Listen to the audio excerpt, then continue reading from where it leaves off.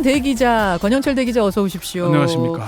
오늘 기름 얘기 가지고 오셨어요. 예, 기름값이 치솟고 있는데 얼마까지 올라갈까 이렇게 주제를 정해봤습니다. 지금 유가가 어느 정도입니까? 오늘 기준으로 오피넷에서 공개된 걸 보니까요.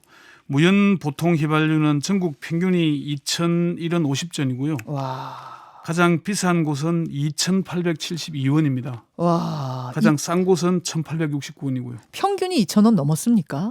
휘발유는 2,000원이 지난 15일부터 넘었었죠. 고급이 아닌데. 예. 참. 자동차용 경유는 전국 평균이 1,917원이고요. 가장 비싼 곳은 2,840원, 네. 가장 싼 곳은 1,740원이었습니다. 서울은 휘발유 평균이 2,074원이고요. 경유는 2,000원으로 평균이 2,000원을 넘어섰습니다. 가장 비싼 곳 기준으로 볼 때는 그럼 3,000원이 눈앞까지 코앞까지 왔네요. 그렇죠. 유류세 인하가 이루어지지 않았다면은 가장 비싼 곳은 이미 3,000원을 넘어선 그러네요. 거죠. 평균 가격으로는 2,001원이니까 아직 멀었지만 가장 비싼 곳은 2,840원이니까 기름값 3,000원 시대가 눈앞에 다가왔다. 이래도 참 사실 과언이 아닐 듯하고요. 휘발유와 경유의 가격 차이는 어느 정도입니까?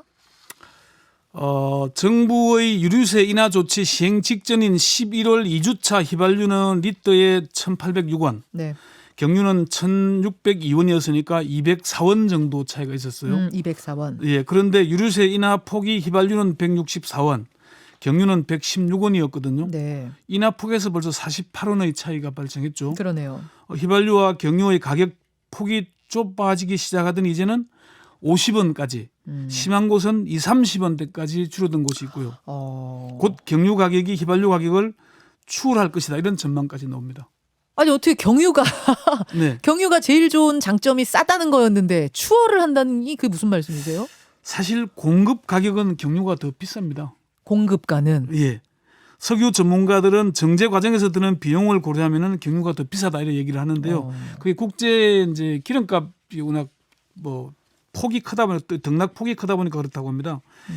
정유사 판매 가격으로 보면 보통 휘발유는 이게 이제 그 올해 1월 기준인데요.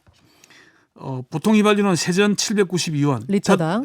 자동차용 경유는 821원으로 경유가 29원 더 비쌉니다. 원래 경유가 더 비싼데 그러니까 예. 세금 정책 때문에 휘발유 값이 더 비쌌던 거죠 여태는. 그렇죠. 예. 마찬가지로 2022년 1월 기준으로 보통 휘발유는 세금이 합계가 735원이 더 붙고요. 네. 792원에 735원이 더 붙어서 1,527원이 됐고요. 자동차용 경유는 821원에 세금이 547원이 붙어서 1,369원이 됐던 겁니다. 네, 그렇죠. 네. 그렇죠. 국제 시장에서도 경유가 더 비쌉니까? 그렇습니다. 국제 경유 가격이 치솟고 있는데요. 네. 이 때문에 국내 경유 가격도 덩달아 오르는 겁니다. 대한석유협회 조상범 대외협력실장은 최근 몇 개월 사이에 국제 경유 가격 상승폭이 국제 휘발유 가격 상승폭을 훨씬 웃돌고 있다고 얘기를 했는데요. 3월 9일이 특정한 사례이긴 하지만은 경유가가 배럴당 181달러로 치솟았는데 휘발유가는 150달러였다고 합니다. 배럴당 31달러 차이가 난 거죠. 경유를 기준으로 보면은 3월 첫째 주에는 128달러, 휘발유는 121달러에서 7달러 차이였고 둘째 주에는 경유가 158달러, 둘째 주에 휘발유가 138달러 됐으니까 20달러 차이가 났던 겁니다. 그러니까 전체적으로 지금 기름값이 오르고 있는 상황 속에서 왜 네. 경유가는 더 치솟는가? 여기서부터 좀 풀어보죠. 석유 전문가들은 한결같이 유럽을 진원지로 꼽고 있습니다. 유럽이요? 유럽은 디젤 차량이 더 많죠. 예. 그러니까 경유를 주로 사용을 합니다. 그런데 코로나 여파로 사람들의 차량 이동이 줄면서 경유 사용이 줄었잖아요. 그러다 보니까 글로벌 정유업체들이 지난해 실적이 안 좋았다 그래요. 그럼 감산에 들어가겠죠. 네. 생산량이 줄어드니까 비축량이 줄었던 겁니다. 조상범 실장은 지난해 2월 대비 올 2월 경유 재고가 19% 정도 급락한 상황이었다 그래요. 경유 재고가 최근 5년 내 최저 수준으로 떨어진 거죠. 그러니까 경유가 뭐 휘발유가 할 거 없이 기름값 자체가 오르고 있는데 네. 유럽에서는 디젤 차가 훨씬 많다 보니까 경유 소비가 훨씬 늘고 상대적으로 그러다 보면 경유가는 더 오르고 그렇죠. 그 얘기네요. 여기에 또 러시아가 우크라이나를 침공하면서 러시아산 원유 또 뭐 공급이 차질을 빚게 된 거 아닙니까? 자, 뭐 경유든 휘발유든 하여튼 지금의 기름값 오르는 이유 우크라이나 전쟁 때문입니까? 반드시 우크라이나 전쟁 때문만은 아니고요. 엎친 데 덮친 격이다 이렇게 전문가들 얘기를 합니다. 그래요. 그러니까 우리나라도 유류세를 인하한 건 전쟁 전인 지난해 11월 아니었습니까? 네네. 이미 그때부터 유류 가격이 오르기 시작한 거죠. 그렇죠. 예. 러시아가 우크라이나를 침공하면서 상황이 더 악화된 거고요. EU에서 수입하는 러시아산 경유가 일일 100만 배럴 정도라고 합니다. 1일. 예, 이게 한 14% 정도 된다고 얘기를 하는데 네. 러시아산 경유가 수입에 차질을 빚으면서 유럽에서는 경유 대란을 우려하는 목소리까지 나오고 있고요. 게다가 러시아와 우크라이나 전쟁이 장기화 국면으로 들어가고 있는데 전쟁을 수행하는 탱커, 장갑차, 군수용 차량 등등이 모두 디젤을 사용합니다. 아, 탱크 뭐 장갑차 이런 게 다 네, 디젤 차예요? 그렇죠. 경유가 고공행진은 앞으로도 더 이어질 우려가 높다. 아. 이렇게 전망이 나오고 있는 겁니다. 그래요. 앞으로도 더 오를 거다. 언제까지요? 언제까지 오릅니까? 앞으로 국제유가는 우크라이나 전쟁이 어떻게 되느냐가 우선 관건일 거고요. 평화 협상이 진행되더라도 종전과 동시에 막 기름값이 바로 내려가지 않잖아요. 그렇죠. 그리고 미국과 EU 등 서방의 대러시아 경제 제재가 곧바로 풀리지도 않을 거고요. 네. 또 미국이나 EU의 제재가 강화될 경우에 러시아의 맞대응 수준도 있지 않겠습니까? 그렇죠. 그러니까 석유 수급을 위한 미국의 대이란 제재 완화 조치 그리고 오펙의 정산이 얼마나 빨리 이루어지느냐 등에 달렸다고 전문가들은 진단하고 있습니다. 그래서 얼마까지요? 그래서 지금 러시아의 우크라이나 침공 사태에 의한 서방의 제재 범위에 러시아산 에너지가 포함될 경우에 국제 유가가 배럴당 150달러까지 오를 수 있다. 아까 전에 배럴당 얼마라고 그러셨죠? 100달러라고 그러셨죠? 100달러가 지금 14년 만인가요? 2014년에 처음으로 지금 100달러 넘어선 거거든요. 네네. 그런데 에너지경제연구원 정의식 부원장은 러시아 우크라이나 군사 충돌 상황이 지속되는 한편 서방의 대러 경제 조치와 효과가 본격 발효될 경우에 국제 유가는 배럴당 100달러에서 125달러 수준에서 등락할 것으로 내다보면서 다만 서방의 대러 경제 제재에 에너지 수출입 거래 대상을 포함하거나 러시아가 맞대응으로 석유 가스 수출을 통제하는 최악의 경우에 국제 유가는 150달러까지 치솟을 수 있다. 이렇게 전망을 하더라고요. 그런데 외국 전문가들은 심할 경우에 배럴당 200달러도 넘어설 수 있다고 얘기를 해요. 200달러요? 예. 잠깐만요. 그렇게 얘기를 하면은 확 네. 와닿지가 않아서 네네. 배럴당 200달러가 되면 지금 우리 기름값 우리가 저 주유소 가서 넣는 기름값은 어느 정도 오르게 되는 거예요?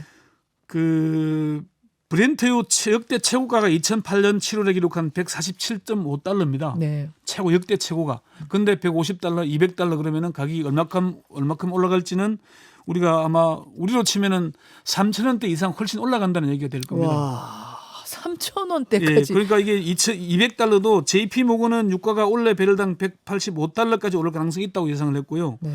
뱅크 오브 아메리카는 러시아의 석유 수출이 차단되면은 500만 배럴 이상의 공급이 감소해 유가가 배럴당 200달러까지 오를 수 있다 이렇게 전망을 했거든요. 네. 국내 유가가 사실 우리가 이제 민감한 건 국내 유가인데 석유업계 전문가들에게 물어보니까 얼마까지 오르겠냐 저도 거의 궁금해서 여러 명에도 물어봤거든요. 그렇죠. 유가 변동폭이 워낙 커서 얼마까지 오를 것이라고 전망하기 어렵다. 그러면서도 국제 유가 상승에 원달러 환율까지 불안해질 경우에는 기름값은 당분간 고공행진을 하지 않겠느냐 이렇게 전망을 하더라고요. 지금 원달러 환율이 1,200원을 넘었었거든요. 네, 네.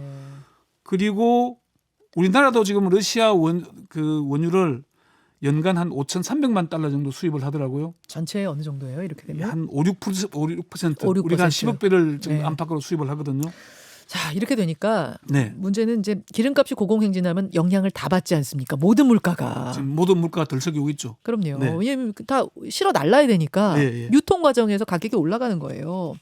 가계 부담이 늘어나는 건데 이러다 요소수 대란에 이어서 유가 대란까지 오는 거 아닌가 모르겠습니다.